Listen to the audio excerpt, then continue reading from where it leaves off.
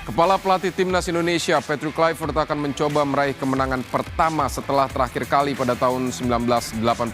Kluivert menegaskan, kami datang untuk mendapatkan hasil baik. Sementara Kapten Timnas Indonesia, Idzes, mengatakan tidak ada tekanan ekstra, melainkan dukungan ekstra dari semua orang.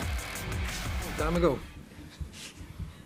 Yeah, and tomorrow we try to have the first victory in those you know, in the long time that they didn't win. And we're looking forward. You know, we come to have a good result. As Jay already said, we prepared to fight for the country. And have a good result. And you know, we can speak a lot of things and discuss a lot of things, but tomorrow on the pitch, then you need to show what you're worth.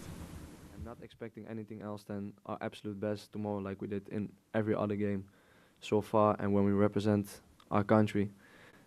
This is what I already said before about the new players. It's really important that everybody understands that we're fighting and representing our country. 280 million people are on our backs, and yeah, we feel that as well, and that's why, to be honest, for me personally, I don't feel the extra pressure. I just feel the extra support from everybody.